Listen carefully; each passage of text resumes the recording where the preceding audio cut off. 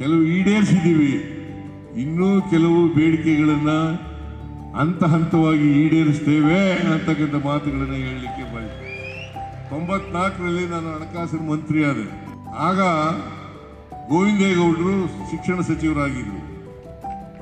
ಅವ್ರಿಗೆ ಹೇಳಿದೆ, ಖಾಲಿ ಇರ್ತಕ್ಕಂಥ ನಾನು 5 ವರ್ಷ ಹಣಕಾಸಿನ ಮಂತ್ರಿ ಆಗಿರ್ತೀನಿ ಅಂತ ಅನ್ಕೊಂಡಿದ್ದೀನಿ.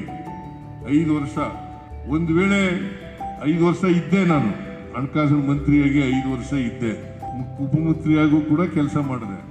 ಆಗ ಗೋವಿಂದೇಗೌಡರಿಗೆ ಕರೆದು ಹೇಳಿದೆ, ಪ್ರತಿ ವರ್ಷ 20,000 ಜನ ಉಪಾಧ್ಯಾಯರುಗಳನ್ನು ನೇಮಕ ಮಾಡೋಣ, ಖಾಲಿ ಇರ್ತಕ್ಕಂಥ ಎಲ್ಲ ಹುದ್ದೆಗಳನ್ನು ಕೂಡ ಭರ್ತಿ ಮಾಡೋಣ ಅಂತೇಳಿ 1 ಲಕ್ಷ 5 ವರ್ಷದಲ್ಲಿ 1 ಲಕ್ಷ ಉಪಾಧ್ಯಾಯರುಗಳನ್ನ ನೇಮಕ ಮಾಡ್ತಕ್ಕಂಥ ಕೆಲಸವನ್ನ ಮಾಡೋದು. ಸರ್ಕಾರಿ ನೌಕರರಲ್ಲಿ 50% ನೀಡೋದು ಜಾಸ್ತಿ, ನೀವೇ ಜಾಸ್ತಿ, 50%ಗಿಂತ ಜಾಸ್ತಿ ಇದ್ದೀರಿ. ಸರ್ಕಾರಿ ನೌಕರರು ಸುಮಾರು 7 ಲಕ್ಷ ಚಿಲ್ಲರೆ ಸರ್ಕಾರಿ ನೌಕರರಿದ್ದರೆ ಅದರಲ್ಲಿ ನೀವೇ ಅರ್ಧಕ್ಕಿಂತ ಜಾಸ್ತಿ ಇದ್ದೀರಿ. ನಾನು 6ನೇ ಆಯೋಗ ಮಾಡಲಿಲ್ವಾ, ಜಾರಿ ಕೊಡಲಿಲ್ವಾ? 7ನೇ ಆಯೋಗ ಜಾರಿ ಕೊಡಲಿಲ್ವಾ? ಅವತ್ತೇನಾದರೂ ಹಿಂದೆ ಕೊಡದ್ವಾ? ಯಥಾವತ್ತಾಗಿ 6ನೇ ವೇತನನೂ ಕೂಡ ಜಾರಿ ಮಾಡಿದ್ದೀವಿ, 7ನೇ ವೇತನನೂ ಕೂಡ ಜಾರಿ ಮಾಡಿದ್ದೀವಿ. ನಿಮ್ಮ ನ್ಯಾಯಯುತ ಬೇಡಿಕೆಗಳನ್ನ ಈಡೇರಿಸ್ತಕ್ಕಂಥ ಪ್ರಾಮಾಣಿಕ ಪ್ರಯತ್ನವನ್ನ ಮಾಡ್ತೇನೆ. ಇನ್ಕ್ರಿಮೆಂಟ್ ಅನ್ನ ಕೊಡ್ಲಿಕ್ಕೆ ಪ್ರಯತ್ನ ಮಾಡ್ತೇನೆ.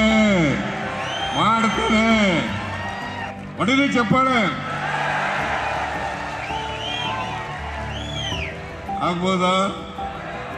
ಆದ್ರೆ ನಿಮ್ ಜವಾಬ್ದಾರಿ ಮಾತ್ರ ಮರಿಬೇಡಿ. ಆಗ್ಬೋದಾ?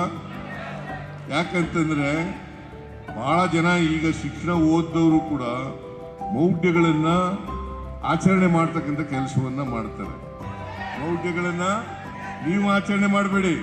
ಯಾಕಂತಂದ್ರೆ ಪ್ರಾಥಮಿಕ ಶಾಲಾ ಶಿಕ್ಷಕರಿದ್ದಾರಲ್ಲ, ನಿಮ್ಮ ನಡವಳಿಕೆ ಇದೆಯಲ್ಲ, ನಿಮ್ಮ ನಡವಳಿಕೆ ದೊಡ್ಡ ಪ್ರಭಾವವನ್ನ ಮಕ್ಕಳ ಮೇಲೆ ಬೀರ್ತದೆ ಅಲ್ವಾ? ಅಂದ್ರೆ ನೀವು ಯಾವ ಕಾರಣಕ್ಕೂ ಕೂಡ ನಿಮ್ಮ ನಡವಳಿಕೆ ಶುದ್ಧವಾಗಿರಬೇಕು. ನೀವೆಲ್ಲ ಮಕ್ಕಳಿಗೂ ಕೂಡ ವೈಜ್ಞಾನಿಕತೆ ಮತ್ತು ವೈಚಾರಿಕತೆಯನ್ನು ಕಲಿಸಿದ್ರೆ ಸಮಾಜ ಸುಂದರವಾಗತ್ತಲ್ವಾ? ಸುಭದ್ರ ನಾಡನ್ನ ಕಟ್ಟಲಿಕ್ಕೆ ಸಾಧ್ಯ ಆಗತ್ತಲ್ವಾ? ಸುಭದ್ರ ದೇಶವನ್ನ ಕಟ್ಟಲಿಕ್ಕೆ ಸಾಧ್ಯ ಆಗ್ತದಲ್ವಾ? ಜಾತ್ಯತೀತ ಸಮಾಜವನ್ನು ನಿರ್ಮಾಣ ಮಾಡಲಿಕ್ಕೆ ಸಾಧ್ಯ ಆಗ್ತದಲ್ಲ? ಇನ್ನೂ ಕೆಲವು ಬೇಡಿಕೆಗಳನ್ನ ಹಂತ ಹಂತವಾಗಿ ಈಡೇರಿಸ್ತೇವೆ ಅಂತಕ್ಕಂಥ ಮಾತುಗಳನ್ನು ಹೇಳಲಿಕ್ಕೆ ಬಯಸ್ತೇನೆ. 94ರಲ್ಲಿ ನಾನು ಹಣಕಾಸಿನ ಮಂತ್ರಿ ಆದೆ. ಆಗ ಗೋವಿಂದೇಗೌಡರು ಶಿಕ್ಷಣ ಸಚಿವರಾಗಿದ್ದರು. ಅವ್ರಿಗೆ ಹೇಳಿದೆ, ಖಾಲಿ ಇರ್ತಕ್ಕಂಥ ನಾನು 5 ವರ್ಷ ಹಣಕಾಸಿನ ಮಂತ್ರಿ ಆಗಿರ್ತೀನಿ ಅಂತ ಅನ್ಕೊಂಡಿದ್ದೀನಿ. 5 ವರ್ಷ, ಒಂದು ವೇಳೆ 5 ವರ್ಷ ಇದ್ದೆ, ನಾನು ಹಣಕಾಸಿನ ಮಂತ್ರಿಯಾಗಿ 5 ವರ್ಷ ಇದ್ದೆ, ಉಪಮಂತ್ರಿಯಾಗೂ ಕೂಡ ಕೆಲಸ ಮಾಡಿದೆ. ಆಗ ಗೋವಿಂದೇಗೌಡರಿಗೆ ಕರೆದು ಹೇಳಿದೆ, ಪ್ರತಿ ವರ್ಷ 20,000 ಜನ ಉಪಾಧ್ಯಾಯರುಗಳನ್ನು ನೇಮಕ ಮಾಡೋಣ, ಖಾಲಿ ಇರ್ತಕ್ಕಂಥ ಎಲ್ಲ ಹುದ್ದೆಗಳನ್ನು ಕೂಡ ಭರ್ತಿ ಮಾಡೋಣ ಅಂತೇಳಿ 1 ಲಕ್ಷ 5 ವರ್ಷದಲ್ಲಿ 1 ಲಕ್ಷ ಉಪಾಧ್ಯಾಯರುಗಳನ್ನ ನೇಮಕ ಮಾಡ್ತಕ್ಕಂಥ ಕೆಲಸವನ್ನ ಮಾಡೋದು. ಸರ್ಕಾರಿ ನೌಕರರಲ್ಲಿ 50% ನೀಡೋದು ಜಾಸ್ತಿ, ನೀವೇ ಜಾಸ್ತಿ, 50%ಗಿಂತ ಜಾಸ್ತಿ ಇದ್ದೀರಿ. ಸರ್ಕಾರಿ ನೌಕರರು ಸುಮಾರು 7 ಲಕ್ಷ ಚಿಲ್ಲರೆ ಸರ್ಕಾರಿ ನೌಕರರಿದ್ದರೆ ಅದರಲ್ಲಿ ನೀವೇ ಅರ್ಧಕ್ಕಿಂತ ಜಾಸ್ತಿ ಇದ್ದೀರಿ. ನಾನು 6ನೇ ಆಯೋಗ ಮಾಡಲಿಲ್ವಾ, ಜಾರಿ ಕೊಡಲಿಲ್ವಾ? 7ನೇ ಆಯೋಗ ಜಾರಿ ಕೊಡಲಿಲ್ವಾ? ಅವತ್ತೇನಾದರೂ ಹಿಂದೆ ಕೊಡದ್ವಾ? ಯಥಾವತ್ತಾಗಿ 6ನೇ ವೇತನನೂ ಕೂಡ ಜಾರಿ ಮಾಡಿದ್ದೀವಿ, 7ನೇ ವೇತನನೂ ಕೂಡ ಜಾರಿ ಮಾಡಿದ್ದೀವಿ.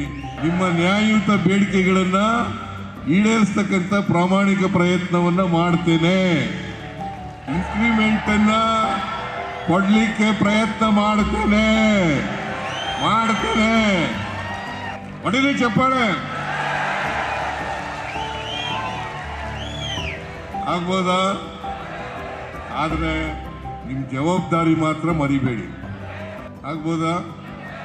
ಯಾಕಂತಂದ್ರೆ ಬಹಳ ಜನ ಈಗ ಶಿಕ್ಷಣ ಓದಿದವರು ಕೂಡ ಮೌಢ್ಯಗಳನ್ನ ಆಚರಣೆ ಮಾಡ್ತಕ್ಕಂಥ ಕೆಲಸವನ್ನ ಮಾಡ್ತಾರೆ. ಮೌಢ್ಯಗಳನ್ನ ನೀವು ಆಚರಣೆ ಮಾಡಬೇಡಿ. ಯಾಕಂತಂದ್ರೆ ಪ್ರಾಥಮಿಕ ಶಾಲಾ ಶಿಕ್ಷಕರಿದ್ದಾರಲ್ಲ, ನಿಮ್ಮ ನಡವಳಿಕೆ ಇದೆಯಲ್ಲ, ನಿಮ್ಮ ನಡವಳಿಕೆ ದೊಡ್ಡ ಪ್ರಭಾವವನ್ನ ಮಕ್ಕಳ ಮೇಲೆ ಬೀರ್ತದೆ ಅಲ್ವಾ? ನೀವು ಯಾವ ಕಾರಣಕ್ಕೂ ಕೂಡ ನಿಮ್ಮ ನಡವಳಿಕೆ ಶುದ್ಧವಾಗಿರಬೇಕು. ನೀವೆಲ್ಲ ಮಕ್ಕಳಿಗೂ ಕೂಡ ವೈಜ್ಞಾನಿಕತೆ ಮತ್ತು ವೈಚಾರಿಕತೆಯನ್ನು ಕಲಿಸಿದ್ರೆ ಸಮಾಜ ಸುಂದರವಾಗತ್ತಲ್ವಾ? ಸುಭದ್ರ ನಾಡನ್ನ ಕಟ್ಟಲಿಕ್ಕೆ ಸಾಧ್ಯ ಆಗತ್ತಲ್ವಾ?